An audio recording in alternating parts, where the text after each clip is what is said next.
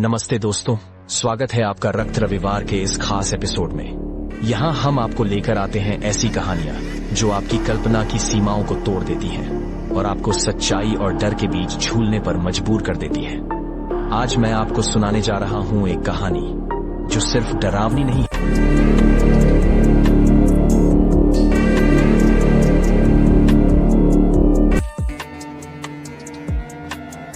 घड़ी में रात के 11 बज गए थे।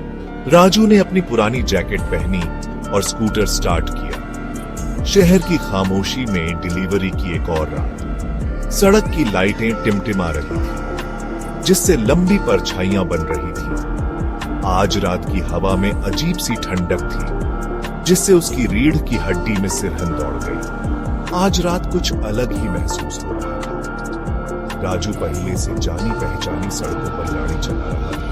उसकी हेडलाइट अंधेरे को चीरती हुई आगे बढ़ रही थी। उसने अपनी लिस्ट चेक की। एक आखिरी डिलीवरी। पता अजीब सा लग रहा था। शहर के पुराने वीरान हिस्से में। उसने बेचैनी के एक झटके को नजरअंदाज कर दिया। बस एक और डिलीवरी। वह शहर के बाहरी इलाके में पहुंच गया। ट्रैफिक की जानी पहचानी गूंज फीकी पड़ गई। उसकी जगह पत्तों की सरसराहट और दूर कुत्तों के भौंकने की आवाजें आने लगी। अपने नीचे गर्म इंजन के बावजूद राजू को ठंड लग रही थी। वह पते के करीब पहुंच रहा था। पता एक संकरी गली में ले गया, मुश्किल से उसके स्कूटर के लिए चौड़ी। चारों तरफ घुप अंधेरा था। कोने वाला स्ट्रीट लाइट बहुत पहले ही जल चुका था। राजू ने अपना फोन निकाला और उसकी रोशनी का इस्तेमाल करके अपना रास्ता ढूंढा। हवा भारी हो गई। एक अजीब सी खामोशी छा गई। उसे घर मिल गया। एक जीर्ण शीर्ण हवेली जो ऊंचे ऊंचे खरपतवारों के पीछे छिपी हुई थी। ऑनर स्लिप पर लिखा नाम जंग लगे नेम प्लेट से मेल खाता था। मी श्याम। उसने ऑनर चेक किया। एक कप टी। रात के इस समय के लिए वियर्ड। उसने दरवाजे की घंटी बजाई। आवाज खामोशी से गूंज उठी। कोई जवाब नहीं आया। उसने फिर घंटी बजाई, इस बार और जोर से। फिर भी कोई प्रतिक्रिया नहीं हुई। राजू जाने के लिए मुड़ा। जैसे ही उसने ऐसा किया, रोशनी की एक झिलमिलाहट ने उसकी आंख को पकड़ लिया। यह घर के अंदर से आ रहा था। दूसरी मंजिल की खिड़की से एक हल्की सी रोशनी निकल रही थी। वह हिचकितिया। क्या कोई उसे देख रहा था? उसने कस्टमर को कॉल करने का सोचा, लेकिन कुछ उसे रोक रहा था। जिज्ञासा शायद या रात का शांत आ गया। उसने एक आखिरी बार कोशिश करने का फैसला किया। वह घर की ओर चल पड़ा। उसके कदमों की गूंज पत्थर के रास्ते पर गूंज रही थी। आवाज खामोशी में समा गई। उसने हैंडल करने की कोशिश की। उसे आश्चर्य हुआ।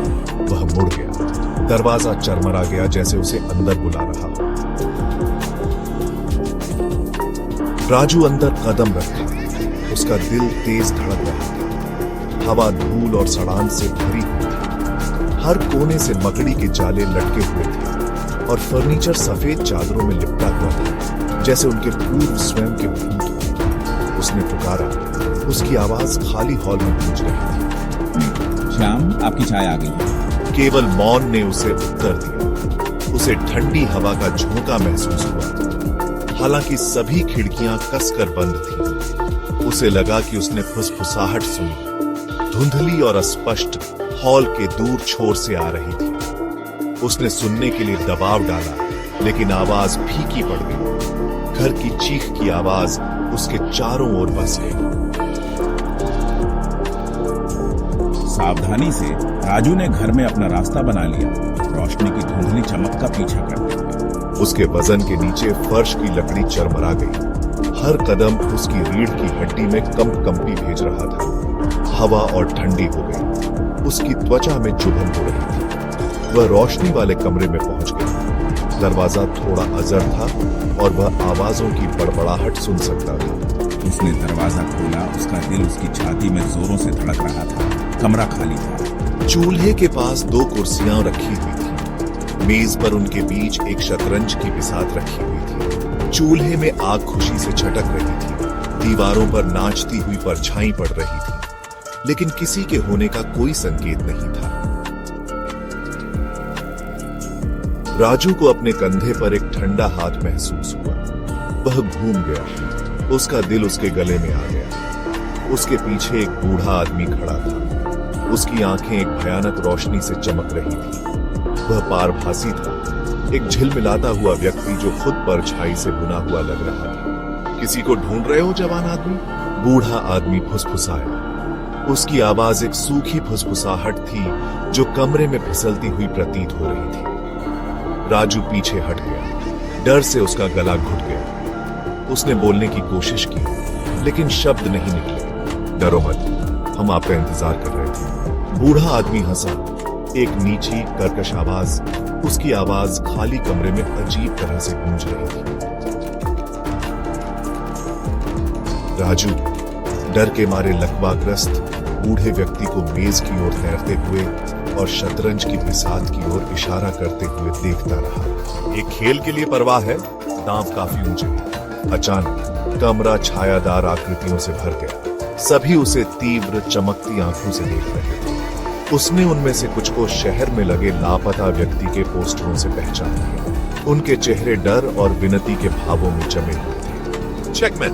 बूढ़े आदमी ने एक सफेद मोहरा उठाया और उसे आगे बढ़ाया। उसकी आवाज एक अलौकिक ठंड के साथ गूंज रही थी।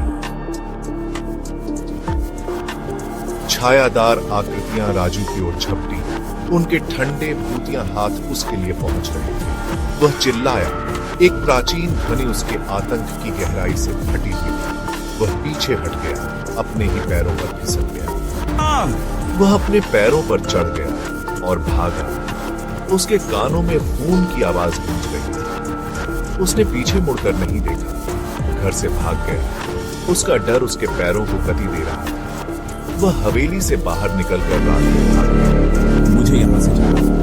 वह तब तक नहीं रुका जब तक वह परिचित गली के कोने तक नहीं पहुंच गया। उसकी छाती ऊपर नीचे हो रही थी। उसके फेफड़े चल रहे थे।